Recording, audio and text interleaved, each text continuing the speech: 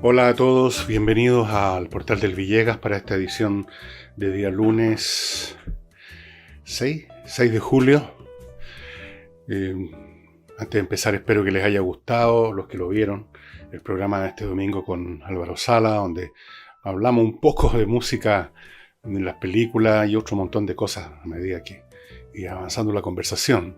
Y también que les haya gustado el tema que desarrollé el día sábado. Espero que así sea. Una historia absolutamente, no voy a decir ni siquiera esquemática, sino que un atisbo mínimo de la historia del libro que coincide con la historia de la civilización, la historia propiamente tal. Y dejé muchas cosas fuera, uno no tiene tiempo, se lo olvidan de repente en el transcurso. Yo no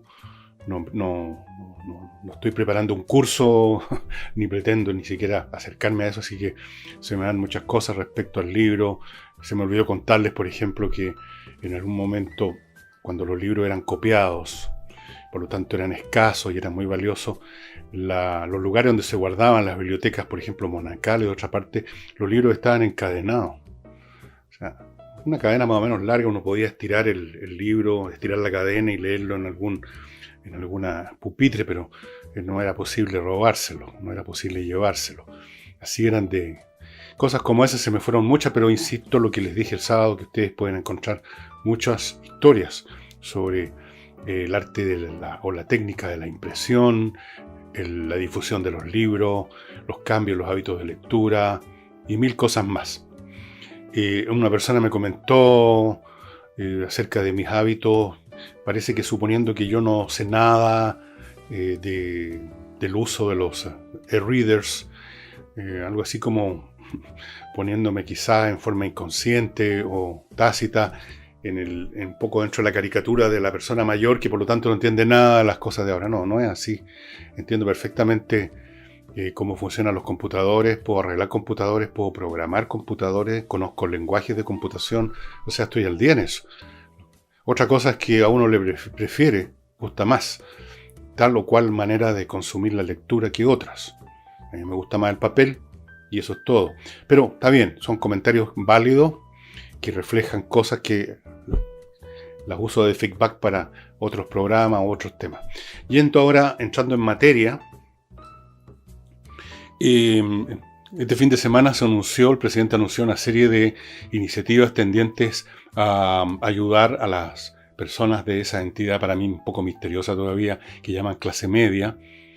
Y entre esas cosas, Briones destacó los créditos con tasa cero, incluso con un año de gracia que estaría dando el Estado para la gente de esa mítica clase media, y que dice son mucho mejores que la idea que ha estado proponiendo la oposición del 10%, de poder retirar el 10% de los fondos acumulados. Briones dio razones técnicas que son bastante elementales, son como de aritmética para niñitos y que cualquiera las entiende. En efecto, si uno tiene un dinero invertido que está dando alguna renta, por pequeña que sea, pero que va a dar una renta sustantiva a lo largo del tiempo, ¿qué sentido tiene sacar plata de ahí y perder por lo tanto la renta que nos habría dado ese dinero?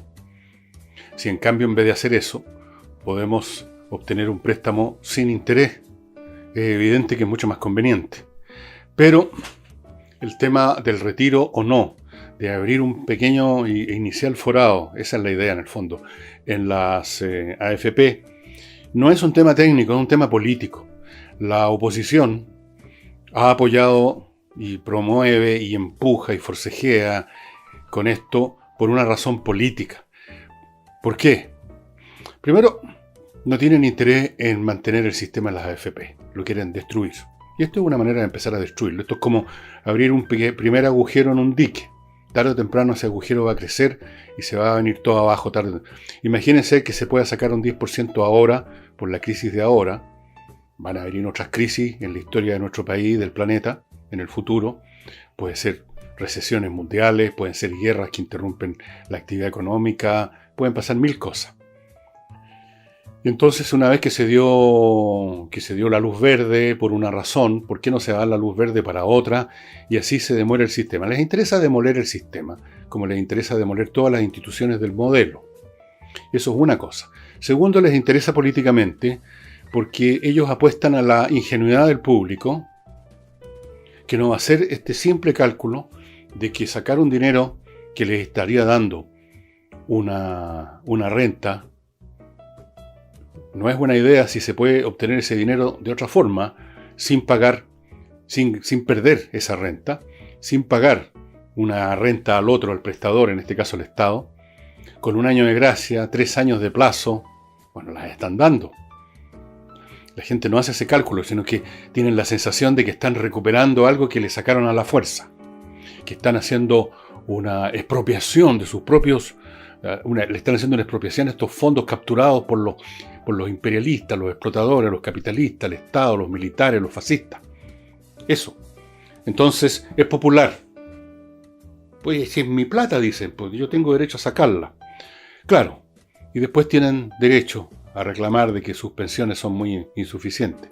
Con este sistema de sacar 10% ahora, después otro 10%, quizás más, por otra razón, desaparece completamente la pensión. Entonces, bueno, no. Cuando se habla, y dijo esto muy bien Briones, cuando se está hablando de que el problema con las pensiones que son insuficientes, bueno, con más insuficientes serían si se empieza, digamos, a sacarle una patita, una alita, un huesito al pollito. Contradicción.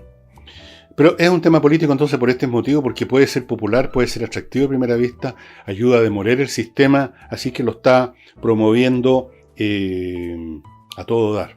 Además, yo no descarto que en muchos personeros o incluso colectividades dentro de la oposición les encanta la idea de que ese dinero de una forma o de otra llegue a esa entidad para ellos divina, sagrada, que es el Estado. Ustedes saben, para ello el Estado tiene que hacerse cargo de todo. Y Estado significa en realidad cargos, pitutos, directorado, mesas, departamentos, jefaturas, pegas de todo orden para los compañeros. Entonces metamos más plata. Sí, después, ¿quién nos va a hacer responder? ¿Quién compite con el Estado? Una vez que lo tenemos nosotros en el Estado, y nosotros quizás llegamos al Estado, o hacemos lo que se nos da la gana con esa plata. Estamos hablando de 200.000 millones de dólares. Imagínense todo lo que pueden robar ahí. Y digo robar, porque eso es lo que pasaría. Veamos lo que ha sucedido, lo que sucedió durante el gobierno de Madame Bachelet, con estos fondos que supuestamente se recaudaban, como contó Nicole Rodríguez el jueves, estos fondos que se recaudaban para tal o cual cosa, pero que en el fondo se terminaban gastando en darle pega a los compañeros. Imagínense si en vez de unos cuantos millones de pesos hay 200.000 millones de dólares para hacer esa movida.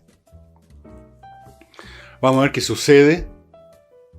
Vamos a ver si el gobierno mantiene firme su visión de que esto no puede ser, de que no se le puede empezar a hacer los primeros agujeros al dique, de que de vez en cuando hay que hacerle cara nomás, hay que hacerle frente a la izquierda vociferadora y el público, que no hace esto, no suma 2 más 2 muchas veces. Vamos a ver qué pasa. Mientras tanto, parto con mi primer bloque publicitario. Parto con Lavoclub. Ustedes saben, es el mejor detergente para la ropa que usted puede encontrar ahora por todas clases de razones, porque es biodegradable, porque es hipoalergénico, porque viene en un contenedor de 10 litros que le dura mucho tiempo, porque se lo traen a la casa. Todas las ventajas. Fuera de eso, ahora la empresa Lavoclub está produciendo unos suavizantes con aromas que son muy ricos. Con eso completa el paquete, el combo para el lavado. El detergente más el suavizante con ricos olores es ideal. Para temas legales vinculados a lo laboral, a disputas laborales, lo más conveniente es ponerse en mano, cuando llega esa situación, de expertos.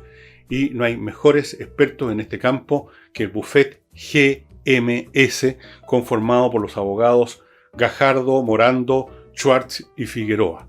Se especializan, tienen buenos resultados, han sido reconocidos. Si ustedes miran arriba a la derecha, en el icono, en el mono, en el gráfico o en la ilustración de este buffet van a encontrar ahí, no se alcanza a leer fácilmente, pero con una lupita, el reconocimiento internacional de GMS. Así es que ya saben, problemas laborales, conflictos, GMS.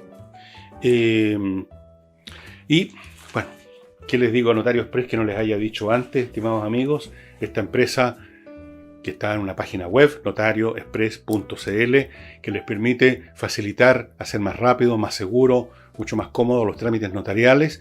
Usted entra a esta página, prácticamente completa ahí el formulario para sacar el papel que necesita, le van a ir pidiendo los datos, van a ir apareciendo los diálogos que usted llena, paga ahí mismo, y todo lo que tiene que hacer después de eso es ir a la notaría que usted mismo eligió, que le indica la empresa notarioexpress.cl como la más cercana a su casa, qué sé yo, pongamos mañana a las 10, a las 11, a las 12, a la hora que usted quiera, porque ya está listo el papel. Está listo, firmado por el notario, ya usted lo pagó. Todo lo que tiene que hacer es presentarse para firmar ahí, frente a los funcionarios de la notaría, eso es un requisito legal, y retirar el papel e irse. 5 minutos, 6 minutos, 2 minutos, 10 minutos, pongámonos pesimistas. Compare eso con estar horas esperando que lo atiendan, que lo llamen al mesón, que le empiecen a hacer el papel, que pase a la oficina del notario. Un cuento de nunca acabar, todos lo sabemos. Así es que es el mejor sistema. El Ministerio de Salud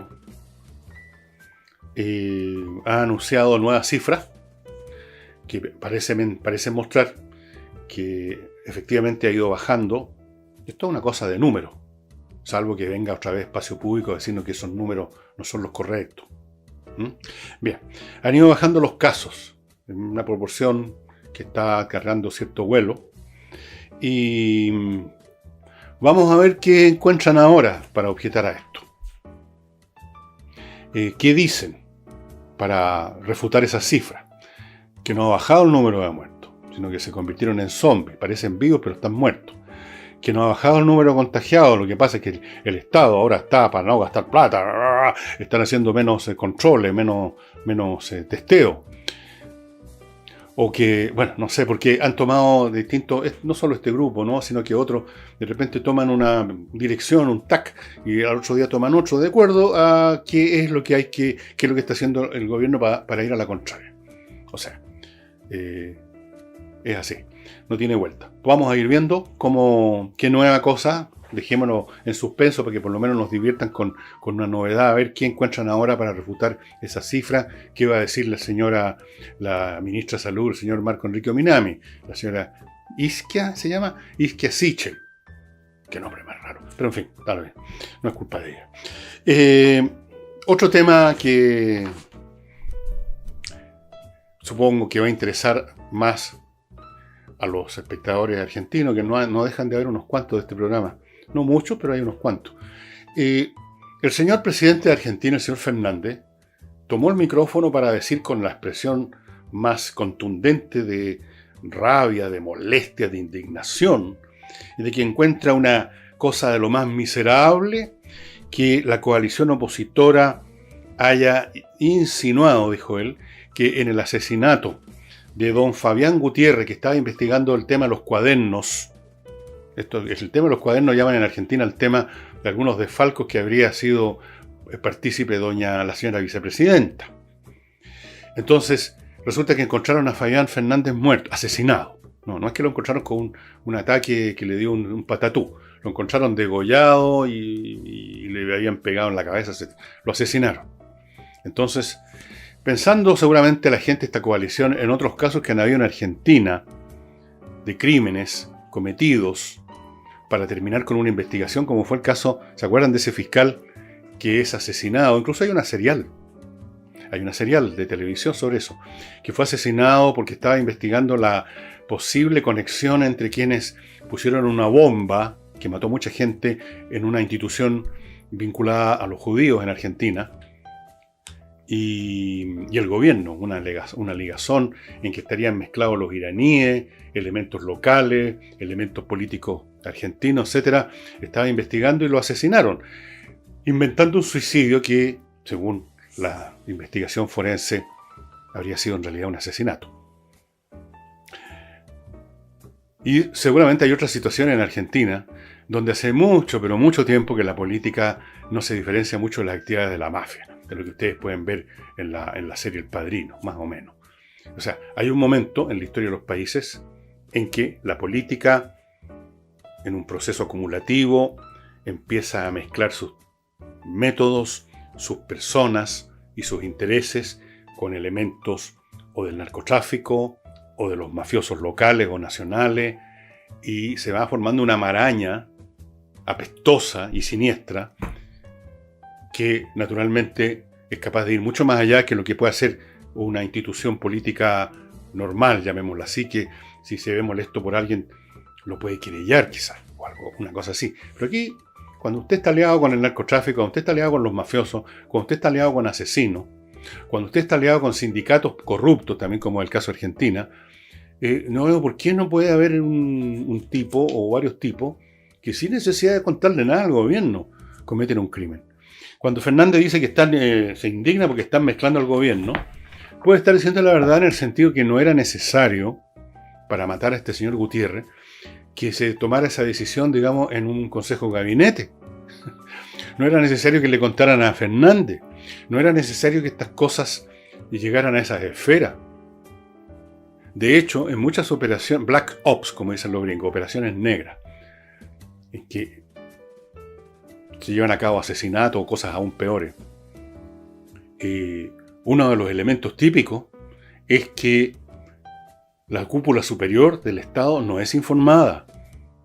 A veces ni siquiera es informado el jefe de la repartición específica, llamémosla de inteligencia o de contrainteligencia, de la cual salió 1, 2 o 3 o 4 tipos que por su cuenta, a espaldas del jefe de esa repartición, llevaron a cabo el crimen. Es más complejo que decir o sabíamos o no sabíamos, o dimos la orden o no la dimos. En general en la vida, las decisiones y las maneras como se llevan a cabo en el mundo de la política, de las empresas y en todo orden de cosas, incluso hasta en una familia, son bastante más complejas que una decisión en blanco y negro tomada claramente a la luz del día. Así que tanto enojo y esta actitud que él llamó la actitud miserable, dijo Fernández, y canallesca, de quienes apuntan al gobierno. Bueno, él dice, vamos a investigar, queremos saber. Bueno, investigue primero y luego diga si fue una actitud canallesca y miserable. Porque en una de esas, si realmente hacen la investigación, cosa que dudo totalmente, van a descubrir que es alguien vinculado al peronismo, a la señora Fernández, directa o indirectamente, más bien indirectamente al gobierno, llamémosla la agenda política del peronismo, a todo ese conjunto complejo y heterogéneo que es una coalición política, que además está en el gobierno. Son muchos planos, muchos niveles distintos, muchos tipos de personalidad, muchos mecanismos. No todos están coordinados claramente a la luz del día. Esto no es como un aparato de relojería que uno lo abre y ve cómo se coordinan todas las piezas claramente. Hay oscuridades, hay clandestinaje, hay acciones en que algunos se van por la libre, como se dice. Yo no estoy, por lo tanto, diciendo, jamás se me ocurriría decirlo, porque no por una cosa de respeto, sino porque es ilógico que Fernández personalmente agarró un teléfono y dio la orden de matar al señor Gutiérrez. Digo nomás, que investiguen y van a ver qué es lo que hay detrás, porque a Gutiérrez no lo mataron por casualidad.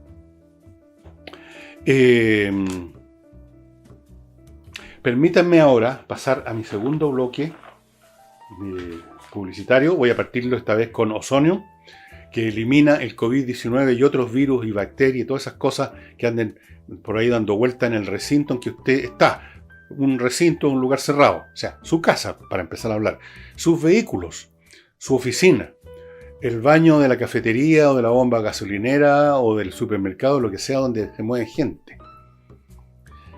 Desinfecte con ozono, que es un poderosísimo desinfectante natural, y esta desinfección la lleva a cabo Ozonium. Ozonium, contáctese con ellos en ozonium.cl. El personal llega con todo el equipamiento digno de lo que usted ve en las películas, y por lo tanto no hay ningún problema de que vayan a contagiarlo el personal de la empresa, cero posibilidad. Le van a eliminar todo, el gas no deja residuos tóxicos que puedan molestarlo a usted, a la gente, a los animales, a nadie.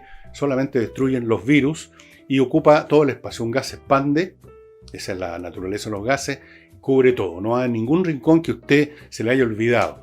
Todo va a ser cubierto por el ozono.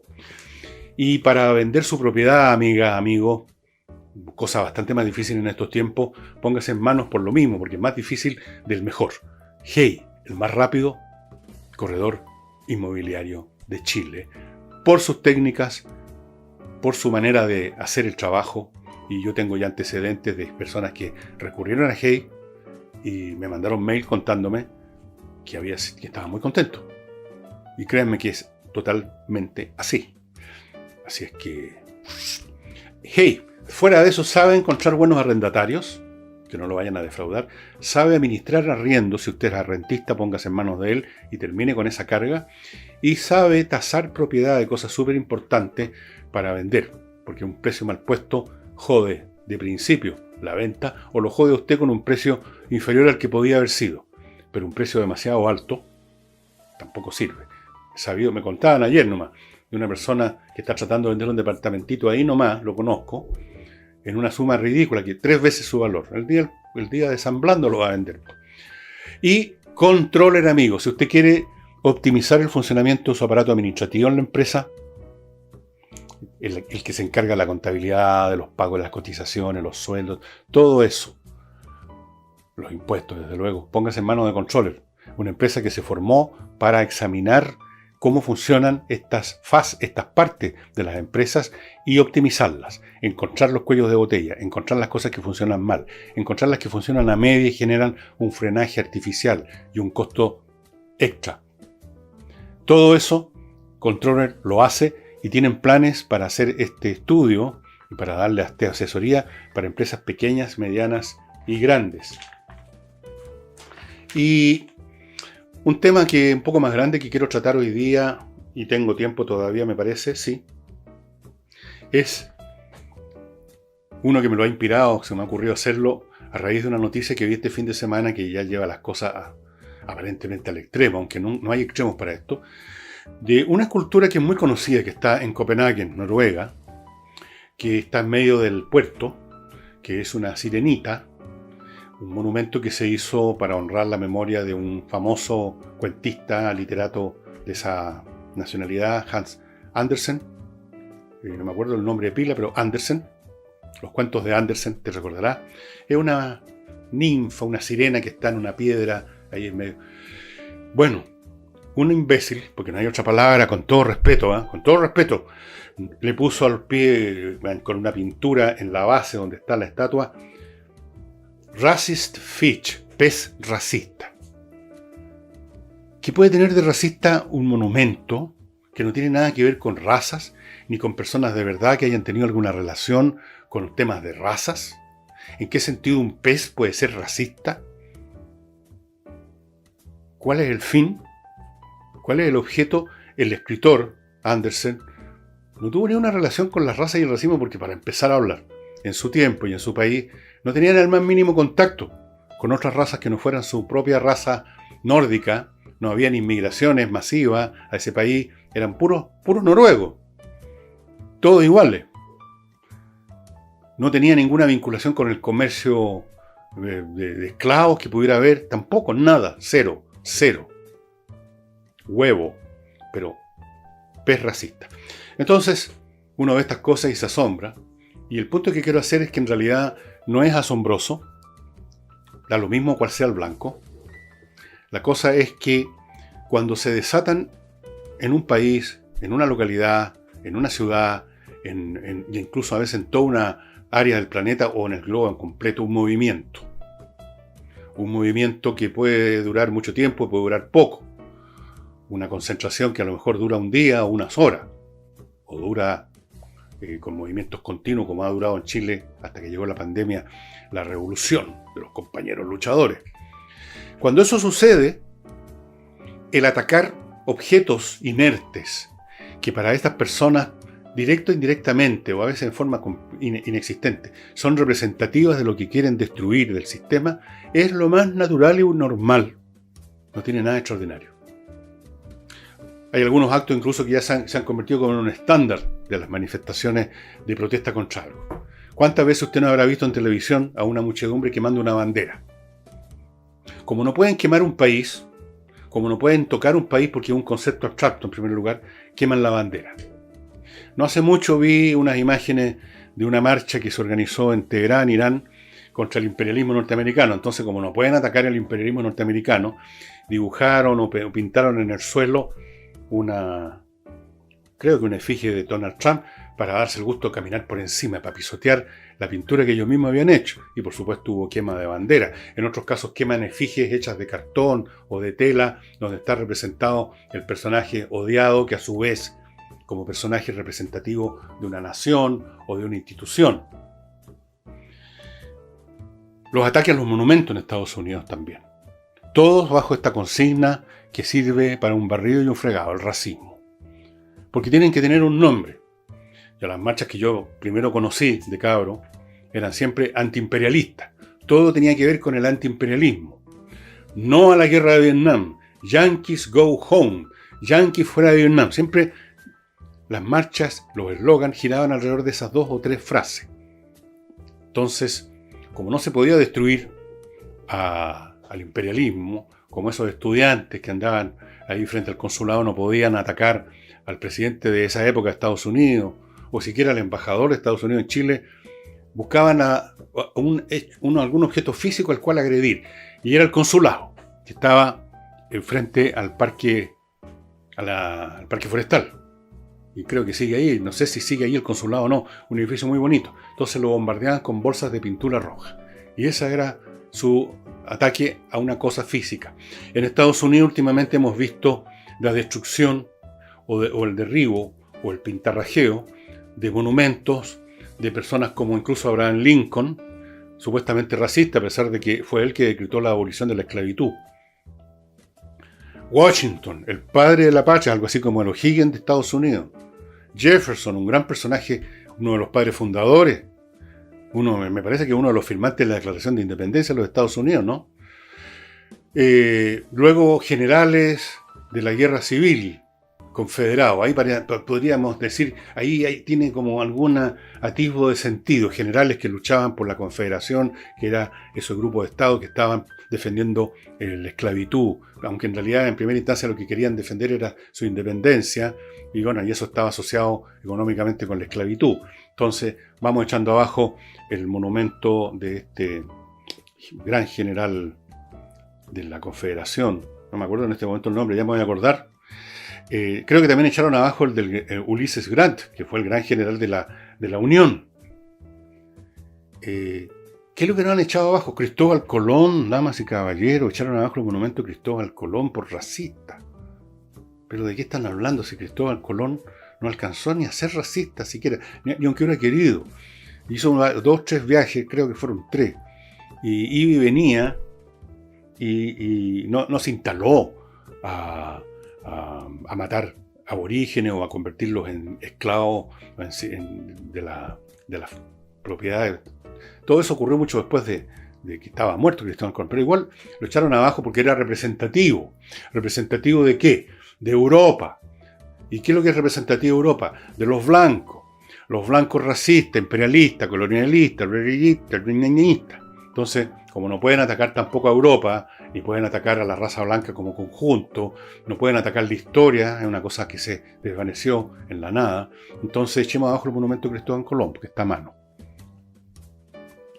Racista también. Cristóbal Colón, somos todos racistas ahora. Ojo con esto del racismo, además, aunque decirle esto a estas personas es como hablarle a un muro, porque son personas totalmente desprovistas de inteligencia, no cabe duda. Son personas repletas de odio, de emociones, de gritadera, de frase hecha, pero de intelecto nada. Pero si usted, que es una persona inteligente, el que está dentro del programa, piensa un poco, va inmediatamente a convenir conmigo que aquellos que esclavizaron negros para traerlos a Estados Unidos, por ejemplo, no lo hacían por ser racistas. No lo hacían para castigar a los negros porque despreciaban a los negros. Lo hacían como un negocio. Y era un negocio en que estaban involucrados los propios negros, porque han de saber ustedes, si han estudiado o leído un poco la historia de la esclavitud, que estos blancos que llegaban a llevarse negros a Estados Unidos, estos barcos con empresarios de la esclavitud, llamémoslo así, no se ponían ellos personalmente a recorrer África a agarrar gente. Ellos llegaban a un lugar, en un puerto convenido, donde ciertos pueblos o tribus negras del continente habían hecho ese trabajo, le habían hecho la guerra o habían asaltado, habían hecho un raid sobre otras tribus y habían agarrado gente, y a esa gente se la vendían a los blancos, y se la vendían no por racismo, por plata, o por lo que fuera que les pagaran los blancos, y los blancos no lo hacían esto por joder a los negros, lo hacían porque era un negocio llevarlos a Estados Unidos, con mano de obra los vendían, y los que los compraban en Estados Unidos, los esclavistas, tampoco eran racistas en el sentido que odiamos tanto a los negros que los vamos a poner a trabajar encadenados. Era para ellos un negocio tener una mano de obra que no les costaba más que la compra y después el alimento necesario para mantenerlos vivos y vamos trabajando. Era negocio. La esclavitud, básicamente, esencialmente, es un negocio, no es una conducta racista. La conducta racista es otra cosa. La conducta racista es cuando una persona que se siente parte de una raza o de una etnia, ya sea por el color de la piel o por su historia anterior, o porque efectivamente hay distintas etnias entre los seres humanos, no somos iguales, considera que su etnia es la mejor de todas, y todos los demás son despreciables. Hay muchos pueblos que tienen esa concepción, algunos la dicen abiertamente, otros pa' callado entre ellos, y otros se la guardan, pero el sentimiento está ahí, a veces presenta incluso sus doctrinas. Y el racismo existe también como una actitud, casi diría yo, natural, por desafortunada que sea, en todo individuo de toda sociedad, incluso las que supuestamente no son racistas, porque en los seres humanos existe permanentemente una sospecha y a veces, y muchas veces un desagrado ante el otro, el distinto, el que está en la ciudad del lado, el que tiene otro color de piel, el que habla otro idioma, incluso el que tiene el mismo color de piel y habla el mismo idioma, pero le pone otro tono, es de otro país, es de otra región. Esa cosa, eso se llama etnocentrismo. Uno valora solamente lo que es propio, íntimo de nuestro grupo en comparación con otro. Ahora, si no hay ningún grupo a la mano, dentro del propio grupo empiezan a generarse diferencias. Entonces están los del apellido tanto, pero que son de los buenos del apellido tanto y los malos del apellido tanto. Y así sucesivamente. Así funcionan los seres humanos. Pero volviendo al tema, la esclavitud fue un negocio, no fue un tema de racismo. Generó racismo después, como subproducto. Si usted tiene a alguien como esclavo y lo trata como una cosa durante generaciones, va a llegar un momento en que sus hijos, sus nietos, van a mirarlo como una cosa y por lo tanto expresa o tácitamente lo están devalorando, depreciando, o sea, despreciando. Y van a buscar la justificación en lo que hacen, diciendo, bueno, lo que pasa es que los negros, los esclavos, son una raza que está hecha para eso. Nosotros somos superiores, somos los blancos, los que hemos desarrollado la civilización, que es lo que han desarrollado estos negros, que sigan trabajando. Eso es efectivamente un subproducto, pero en la esencia el esclavismo es el negocio, hasta el día de hoy. Y cuando algunos comerciantes de Oriente especialmente raptan, porque es un negocio que existe, mujeres, lo que se llama trata de blancas, para llevarlos a lenocinios en Oriente, para vendérselo a jeques o cosas así, no es tampoco porque tengan un problema con la raza de las mujeres que agarraron, sino porque quieren venderla, quieren hacer un negocio.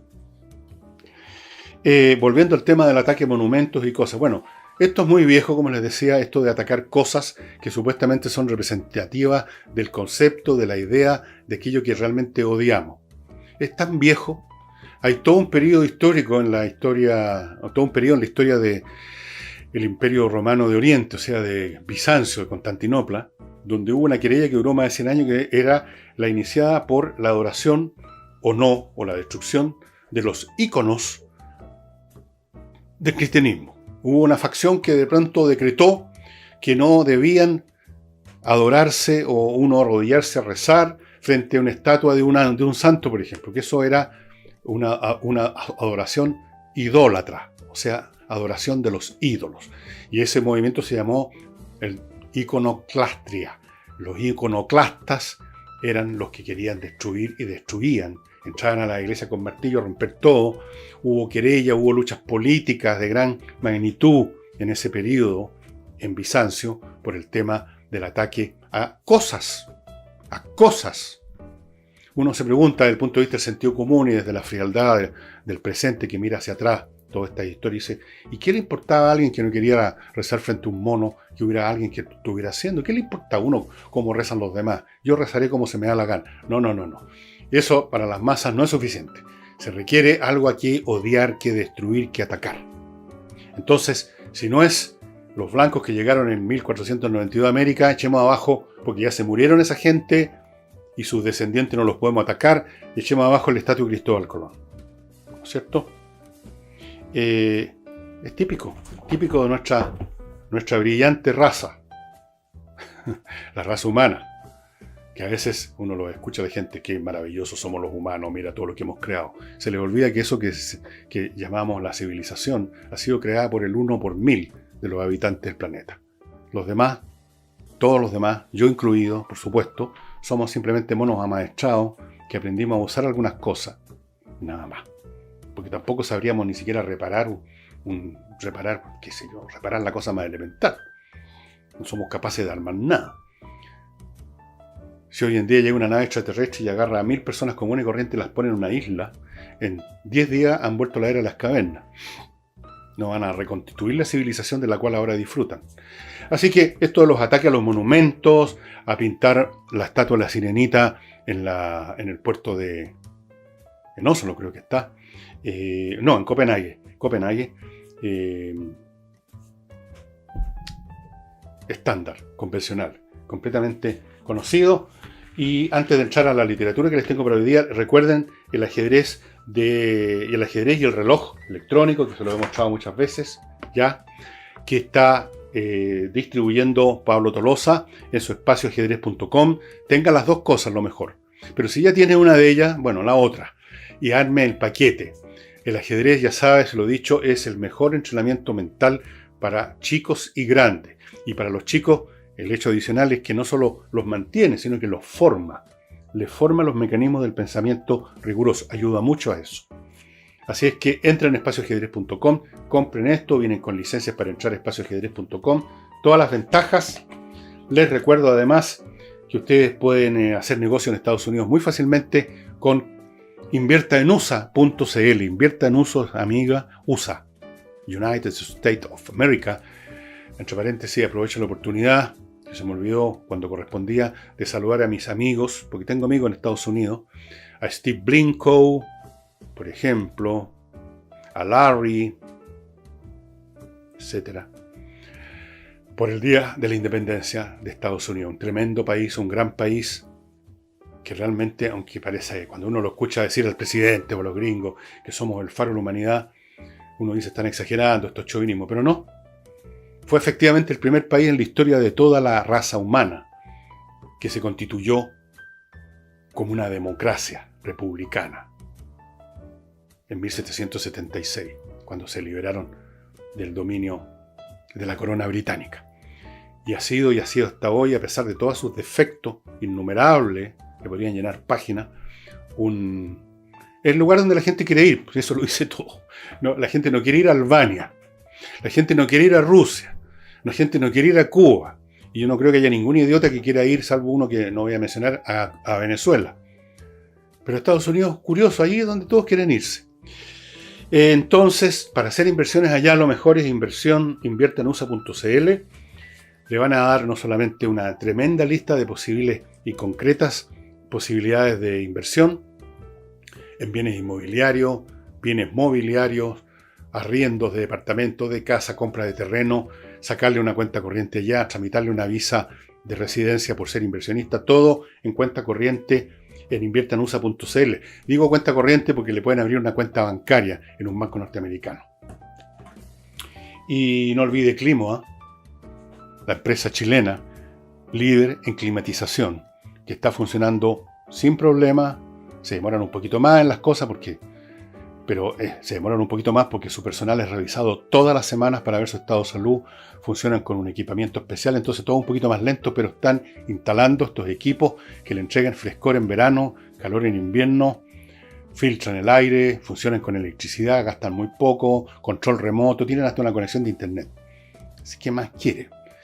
Y ahora entro a la parte literaria. Les quiero recomendar un libro de un gran autor alemán, Günter Grass, Pelando la cebolla. Según la solapa, Este es un demoledor libro sobre la unificación alemana. Pero la verdad es que es mucho más que eso. Günter Grass era un autor tremendo, con un sentido del humor negro, feroz. Pelando la cebolla es él. Él es la cebolla que va pelando, va abriéndose y va descubriéndose a sí mismo, cómo llegó a ser lo que es, qué cosas le pasaron. Recuérdense que en algún momento los típicos cazadores de brujas, que están ahora abundando más que nunca, le echaron en cara que él había participado en el gobierno de Hitler, que había participado, pero en realidad no participó en el gobierno de Hitler. En un momento dado lo reclutaron, cuando era muy joven, de haber tenido 14, 15, 16 años, como pasaba con todos los cabros de su edad, lo reclutaron para ser del equipo que hacía funcionar estos cañones antiaéreos del 88, lo que constituía lo que los alemanes llamaban Flak, Floyd Anti-Kanonen, cañones antiaéreos, y lo pusieron ahí a disparar los cañones. Entonces eso fue espantoso. Bueno, ¿cómo empieza este libro? Dice así, voy a ser breve. Dice, se llama el capítulo con el cual inicia Las pieles bajo la piel, y dice: lo mismo hoy que hace tiempo, sigue existiendo la tentación de disfrazarse de tercera persona. Cuando él tenía, se refiere a sí mismo, 12 años, pero seguía sentándose con mucho gusto en el regazo de su madre, hubo algo que comenzó y terminó. Sin embargo, ¿puede fecharse con tanta precisión aquello que empezó y acabó? En lo que a mí se refiere, sí. Mi infancia terminó en un espacio angosto cuando, donde me criaba, la guerra estalló simultáneamente en varios sitios. Comenzó inconfundible con las andanadas de un navío de línea y los vuelos de aproximación de bombarderos en picado sobre el suburbio portuario de Neufwasser, frente al cual estaba la Westerplatte, base militar polaca, y más lejos con los certeros disparos de 2 carros blindados en la lucha por el correo polaco en la parte antigua de Danzig. Y fue anunciada muy de cerca por nuestra radio, una Boxfangfanger que tenía su acomodo, mi alemán es pésimo, en el cuarto de estar sobre el aparador. Con palabras férreas se proclamó el fin de mis años infantiles en la planta baja alquilada de un edificio de 3 pisos de Labesberg de Langfür. Hasta la hora quería ser inolvidable. A partir de entonces no solo hubo tráfico civil, en el aeródromo del Estado Libre, situado cerca de la fábrica de chocolate Baltic. Por los tragaluces del edificio se veía ascender un humo negruzco sobre el puerto Franco, un humo que se renovaba con los continuos ataques y el suave viento del noroeste. Sin embargo, en cuanto quiero acordarme de los lejanos cañonazos del Schleswig-Holstein, que era un viejo barco de batalla alemán, que en realidad había acabado su vida militar como veterano de la batalla de Skagerrak de la Primera Guerra Mundial, y solo servía ya de buque escuela para los guardiamarinas, así como el estruendo escalonado de los aviones, los Stuka, que a gran altura sobre el campo de batalla se ladeaban y picando alcanzaban su objetivo con bombas que al fin soltaban.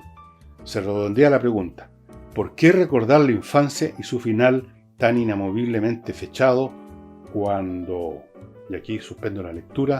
Si quieres saber qué pasa después del cuándo, les recomiendo este libro, es de la editorial Alfaguara, probablemente sigue estando editado por la misma editorial, no sé, Pelando la cebolla, de Günter Grass, un tremendo autor alemán que, como les digo, fue denunciado por haber sido un servidor de un cañón antiaéreo de 88 milímetros, los famosos 88, que eran el pavor de los aliados en su doble función como cañones antitanque y cañones antiaéreos. Bueno, a él lo llevaron como servidor de un cañón y eso fue suficiente para que se lo sacaran en cara 60 años después, como si él hubiera podido elegir. Sí, no quiero ir a disparar, yo no. Bueno, eso sería todo, estimados amigos. Nos estaríamos viendo mañana martes. Espero que hayan tenido un buen fin de semana. Y si no han visto todavía el programa que hice con Álvaro Sala, véanlo, se van a divertir.